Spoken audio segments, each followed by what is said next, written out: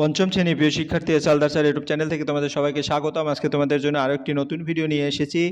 9 নম্বর model প্রশ্ন, পরিবেশ ও বিজ্ঞান প্রথম পর্যায়ক্রমিক মূল্যায়নের জন্য 2026 20 মার্কের একটি স্কুলের প্রশ্ন আমি বিশ্লেষণ সহ সম্পূর্ণ সমাধান দেখাবো। আর এই প্রশ্নগুলি আমি রায় ও মার্টিন প্রশ্ন বিচিত্রা থেকে নিয়েছি।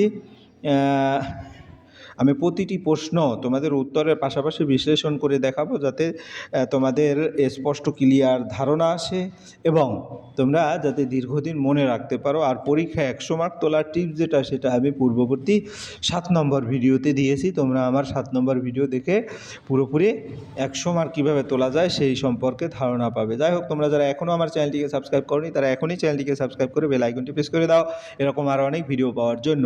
হ্যাঁ, তোমরা দেখতে পাচ্ছ এই প্রশ্নটি কৃষ্ণনাথ কলেজ স্কুল থেকে নেওয়া এবং ময়না বিবেকানন্দ কন্যা বিদ্যাপীঠ এই দুটো স্কুলেই এই প্রশ্নটা এসেছে।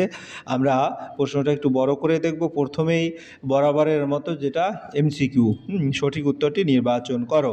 4টি প্রশ্ন আছে। 2 নম্বরে শূন্যস্থান পূর্ণ, এখানেও 4টি প্রশ্ন। 3 নম্বরে ঠিক ভুল অর্থাৎ তোমার 2টি প্রশ্ন আছে। 4 নম্বরের প্রশ্ন হচ্ছে তোমার 1 মার্কের 3টি প্রশ্ন উত্তর দিতে হবে। আর 5 নম্বরে হচ্ছে তোমার 2টি প্রশ্ন উত্তর দিতে হবে 2 মার্কের, এবং 6 নম্বরের প্রশ্ন হচ্ছে 3 মার্কের। যাই হোক, আমি এক এক করে সমস্ত প্রশ্নের উত্তর দেব। প্রথমেই আসছি, সঠিক উত্তরটি নির্বাচন করো। চামড়ার নিচে আমরা যদি প্রশ্নটা দেখি, ফুলে থাকা নলের মতো অংশগুলি হলো, উত্তরটা যদি বলি তাহলে দেখব ধমনী, শিরা, মাংসপেশি। উত্তরটা হবে শিরা, কারণ কি আমাদের শরীরে রক্ত চলাচলের জন্য রক্তনালী থাকে। চামড়ার নিচে যে নীলচে ফুলে থাকা নলের মতো অংশ দেখা যায় সেগুলি শিরা। অনেক সময় তোমার শিরা কাকে বলে সেটাও কিন্তু এখান থেকে উত্তর দিতে পারবে। ধমনী সাধারণত গভীরে থাকে, চোখে দেখা যায় না।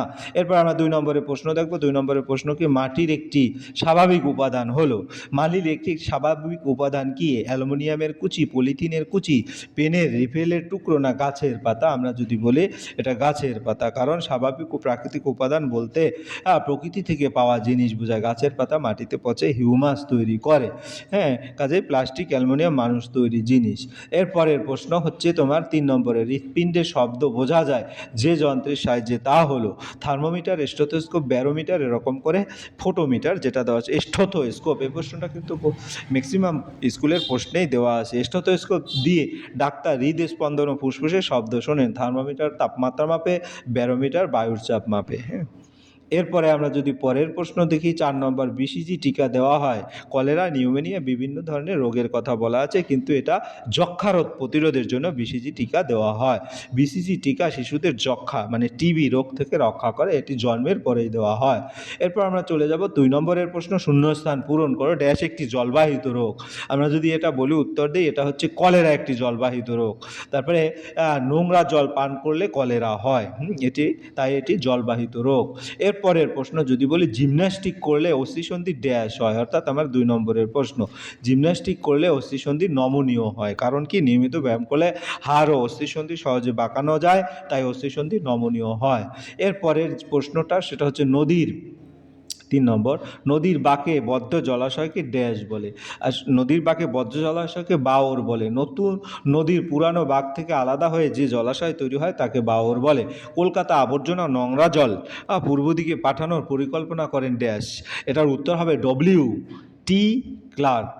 হ্যাঁ, কলকাতার ড্রেনেজ ও বর্জ্য ব্যবস্থার পরিকল্পনা করেছিলেন ব্রিটিশ ইঞ্জিনিয়ার ডব্লিউ.টি. ক্লার্ক। হ্যাঁ, কাজেই আমরা এক এক করে সমস্ত উত্তর দিয়ে দিয়েছি। এখন যদি আমরা চলে যাই 3 নম্বরের প্রশ্ন। 3 নম্বরের প্রশ্ন কি বলেছে, সঠিক বাক্যের পাশে টিক চিহ্ন। আমরা প্রশ্নটা একটু দেখিয়ে দেই। সঠিক বাক্যের পাশে টিক চিহ্ন এবং ভুল বাক্যের পাশে কাটা চিহ্ন। ত্বকে রোদ লাগলে ভিটামিন সি তৈরি হয়, 1 নম্বরের প্রশ্ন। এবং চিংড়ি, এটা ভুল, কারণ ভিটামিন ডি তৈরি হয়। চিংড়ি একটি অমেরুদণ্ড প্রাণী, এটা ঠিক, কারণ চিংড়ি। আমরা তারপরেও দেখি, ত্বকে রোদ লাগলে ভিটামিন ডি তৈরি হয়। আমাদের ওখানে সি দেওয়া আছে, যদি ডি থাকে তাহলে টিক মারবে, আর যদি সি দেওয়া থাকে তাহলে ভুল, কারণ সূর্যের আলো ত্বকে পড়লে ভিটামিন ডি তৈরি হয়, এটা হাড় মজবুত করে। আর চিংড়ি একটি অমেরুদণ্ডী প্রাণী, এটা আসলে চিংড়ি অমেরুদণ্ডী প্রাণী, কেন চিংড়ির দেহে মেরুদণ্ড নেই, তাই এটি একটি অমেরুদণ্ড প্রাণী। এরপর আমরা চলে যাব 4 নম্বরের প্রশ্ন। 4 নম্বরের প্রশ্ন, নিচের প্রশ্নগুলোর একটি বাক্যে উত্তর দাও, যে কোনো 3টি। একটি রাসায়নিক পদার্থের নাম লেখো যা জল শোধনে, 4 নম্বরের যেটা 4-এর 1, হ্যাঁ, জল শোধনে সাহায্য করে।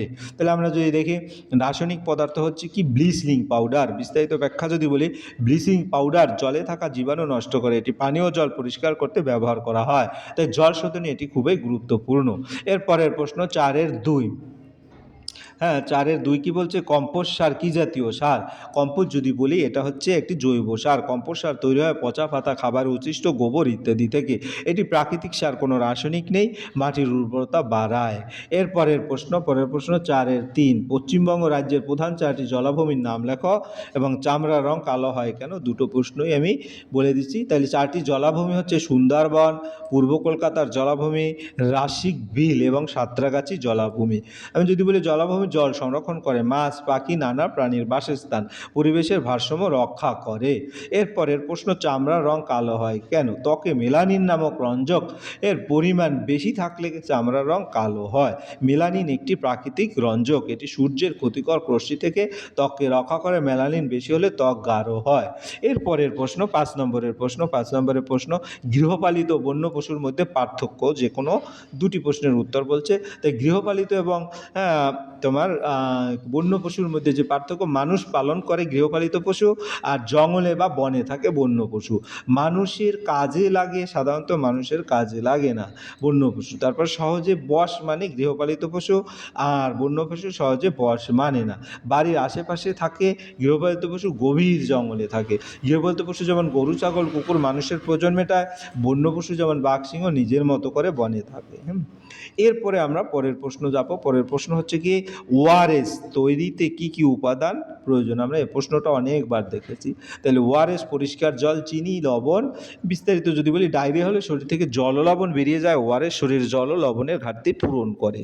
এটি শরীরকে দুর্বল হওয়া থেকে বাঁচায়। এরপরে 5-3 নম্বর যদি দেখি, মাটির উপকারী উপাদানগুলো কি কি, এরা কীভাবে উপকার করে? তাহলে আমরা যদি বলি, এটা হচ্ছে হিউমাস, মাটিকে উর্বর করে, খনিজ লবণ গাছের খাদ্য যোগায়, জল গাছের বৃদ্ধি ঘটায়, বায়ু শিকড়ে শ্বাস নিতে সাহায্য করে।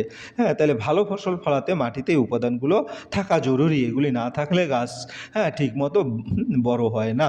এরপর প্রশ্ন যদি আমরা বলি, 6 নম্বরের একটি প্রশ্ন আছে 3 মার্কের, কীভাবে ভূমিক্ষয় হয় এবং কী করলে ভূমিক্ষয় কমবে? আমরা যদি উত্তর দেখি, তাহলে কীভাবে ক্ষয় হয়, পৃথিবীর ভিতরের অংশ বিশাল পাথরের স্তরকে টেকটোনিক প্লেট বলা হয়। এই প্লেটগুলো হঠাৎ নড়ে গেলে বা ধাক্কা খেলে প্রচণ্ড শক্তি সৃষ্টি হয়। সেই শক্তির কারণে পৃথিবীর পৃষ্ঠে কেঁপে ওঠে, এটাই হলো ভূমিকম্প। আমরা কোশ্চেন 6, কীভাবে ভূমিক্ষয়, কী করলে কম্প কমবে, কী করলে ভূমিকম্পের ক্ষতি কম? ভূমিকম্পের এলাকায় শক্ত ভিতের দালান তৈরি করে খুব উঁচু দালান নির্মাণ এড়িয়ে চলে, গাছ লাগানো, পরিবেশ রক্ষা, ভূমিকম্পের সময় খোলা জায়গায় চলে যাওয়া এবং সরকার নির্ধারিত নিরাপত্তা। আসলে প্রশ্নটা হচ্ছে কীভাবে ভূমিকম্প হয় এবং কী করলে ভূমিকম্প কমবে। আমার প্রশ্নটা একটু অন্যরকম, তবে এই প্রশ্নটা অনেক গুরুত্বপূর্ণ। যাই হোক, এই ছিল তোমাদের সামগ্রিক আয়োজন। পরিশেষে বলবো, ভিডিওটি দেখার জন্য অসংখ্য ধন্যবাদ। ভিডিওটি ভালো লাগলে লাইক, কমেন্ট, শেয়ার করতে ভুলবে না।